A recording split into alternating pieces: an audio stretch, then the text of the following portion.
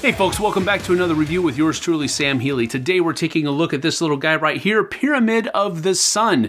It is a game by Frederick Moyersden, and it is put out by Strawberry Studio. Basically, each player is taking on the role of a builder, trying to help build the pyramid, and you are competing to be the best person to do that. So the person with the most points is the winner, and you can do that by playing cards. Let's get down to the table. I'll show you how it works out. It's very simple, and we'll come back with some final thoughts in just a few moments.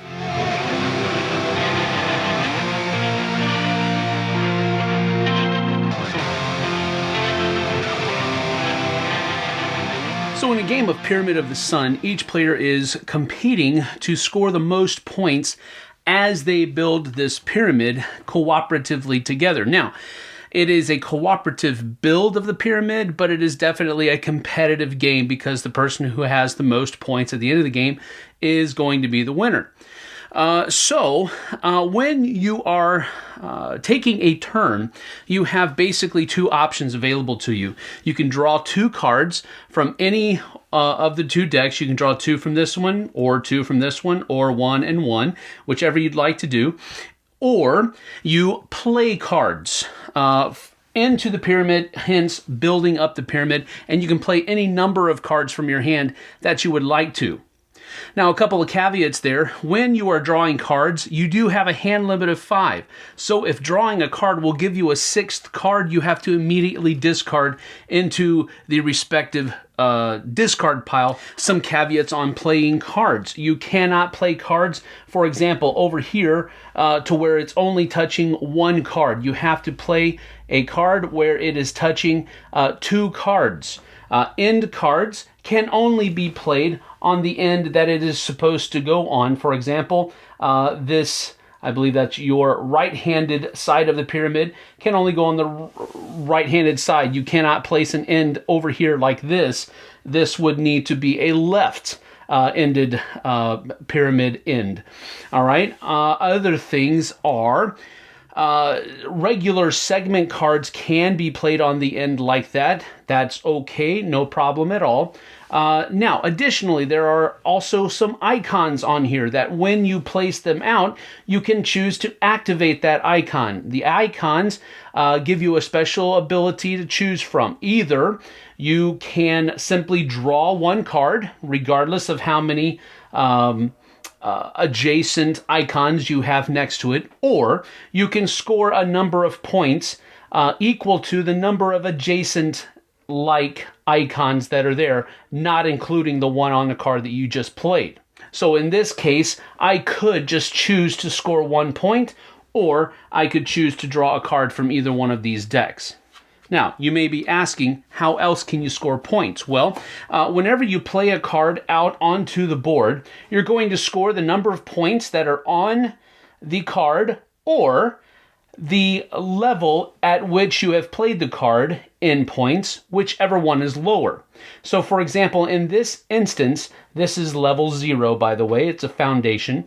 This is level 1. So if I play a 1 card at level 1, I'm going to score 1 point, because that's the lowest of the two. But if I play a 3 on level 1, I have to choose to score 1 point because I'm at level 1, and that's the lower between 3 and 1. Now, if I play a level 3 on level 3, then I'll be scoring 3 points. If I play a level 3 on level 2, I'd be scoring 2 points, and so forth and so on. Now, another thing is that when you are determining adjacency, you need to take into account any card that is touching the same card. So, for example, in this case right here, if I play the level 3 right here, I would count this one, this one, this one, and this one as being adjacent to number 3. And so further on, if I play this up here, this card would also be adjacent to that 3 card that I played. Now, one more thing about scoring points is that end cards also score double points. And the top card of the pyramid will score you triple points later on. So whoever is lucky enough to place that last card on the pyramid is possibly going to be scoring a lot of points. So for example, this one has a 4. So if I wanted to, I could play this right here, and I would have 4 or 1. I have to take the lower, so it's 1, but it scores double points, so that would score me 2 points instead of only 1. Then I could play something like this. You know what? Actually, I'm going to play this right here. And since I'm adjacent, I could score 1 point because the symbols match. Or I can draw a card. I'm going to go ahead and draw a card, which puts this out here like that, a 6. Well, this would be a waste to play down here because I'm only going to score 1 point for it. But the higher up the level that I play it at, the higher number of points I'm going to get because of the number that's on the card. So I might want to wait there. Additionally, I'm going to go ahead and place this guy right here and draw another card. And that one I'm going to go ahead and place right here because now I can score 2 points for that one. And then these two I'm going to go ahead and keep in my hand for later because the point numbers on their cards are so high. I'm going to see if I can get them played later on. So I got 2 points from this. I drew a card for this one, and I drew a card for this one, and then I got 2 points for this one. So that would give me a total of 4 points, and then it would be somebody else's turn. And then a couple turns later, it's going to come back around to my turn, and I'm going to go ahead and place... let's see, we're going to place this here and get 2 points because it's on level 2, and it is a 2. And then this one I can't play yet because this is a top card and it can only go on the top of the pyramid, so I'm just kind of stuck with that.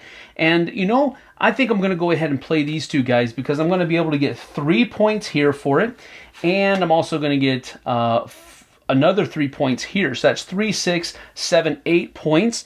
So that's going to be around a 10, 11, 12. And then that means I'm going to be able to take one of these 10-point cards here. And then if you see on the other side, it also has a 20 there. Then you have a 30 and 40, and then you have 50 and 60, and then you have 70s and 80s on the other side here. So I would take this and put it back here, showing that I have 10, 11, 12 points. Purple here was able to get around the board and score 10 points exactly. So he was able to take a card on his first turn. That was a pretty good placement there. And so that would be the end of my turn, and play would continue in this fashion until the pyramid is completely built. And then once that final card is placed at the top, it can be one of these top cards here, or it can just be one of the, you know, regular cards that will stand in as the top. It's however it plays out. But as soon as the top of that pyramid gets played, the game is immediately over. The scores are compared. Whoever has the most points is the winner. And that's how you play a Pyramid of the Sun.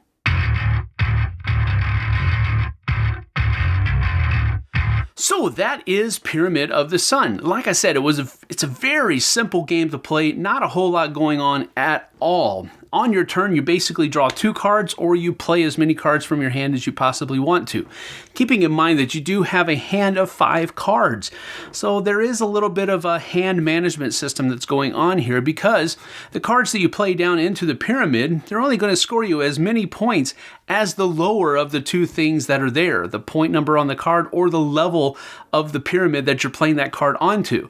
So you don't want to play your higher numbered cards on a lower number level, because you're basically wasting those higher numbered cards. You want to wait and try to save those until you can get them played on a higher numbered level. So there's a little bit of, I guess you could say, the mechanical consideration that's there. You do have to manage your hand. You do have to make sure that you're using your cards in an efficient manner to score the most points. So on that aspect, I think they did the game pretty well. It's like I said, it's so simple, it's so easy, and yet there's a little bit of a hook that's there.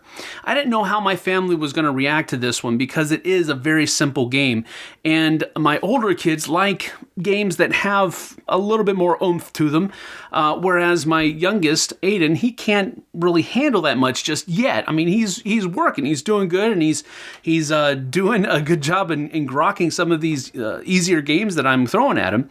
But this one was a smidge too much for him, I think. He didn't really understand exactly when to play what card and where. He was just like, I'm just going to add a card. And he actually got a little bit bored because he didn't understand what was going on, the mechanism that was being employed to score that points as what to score points well, that is. So there's probably a higher learning curve for family weight simple games like this one than in some of the other fairs. I mean, Strawberry Studios games like Strawberry Ninja, What's Up, these are very simple games with very, very simple mechanisms that Aiden was able to jump onto and just run with. This one was a little bit more of a tough nut to crack for him, so there is that consideration that you probably need to make. Now, as far as gamers are concerned, I will say that the first time I introduced this game, I didn't do a very good job of introducing it to them, by the way. Eric Summer played this and hated it. As a matter of fact, I think everybody at the table did not enjoy it very much either. So there is that to consider. If you're going to pick up this game, you're probably only going to be able to pick it up for consideration in a family setting. Probably not going to hit the table very much with a bunch of gamers. Now, everybody's different. So that phrase that I just said could be completely wrong, and the gamers in your group will just like this as a filler game because that's pretty much what it is anyway. My family did enjoy it for what it is, that being a filler game. It's not one that they're going to ask to play a whole lot, and Aiden, not really savvy on it just yet, so we'll have to wait for a little bit to see if he can come into it. Maybe even by the end of this school year, I think he might be able to grok it a little bit better. So with all that being said, I think that it is let me say this. I like this line of games. They aren't complex because they shouldn't be. It's not the right audience. They are easy to teach and they play incredibly fast. We're talking 20 minutes or less. And for that, I think it's for families. It's especially for the younger kids, maybe a little bit older than Aiden. They are good exercises in efficiently using the resources that are available to you. Now, that's a very fancy way of saying basically hand management, but that's what you're doing. You're taking what you have and how can I use this to increase my points the most when it comes to my turn? Or on my turn, do I need to draw cards? Maybe get rid of some of these higher number cards that I'm not going to be able to use more than likely, and fill them up with some mid-level cards that I can use right now. I'm okay with it in a family filler situation. So that's it from me. I'm going to give this a 1 thumb up because I think it is very family friendly and it has a level of complexity that I'm comfortable with in that setting, and I can help my younger kid kind of come on up into it. So with that having been said, I'm going to give it around a 6 out of 10 because I do enjoy it. But it's not something that I'm going to want to pull out with my gamer buddies or anything like that. So, with all that having been said, that has been Pyramid of the Sun. We'll see you guys on the flip side.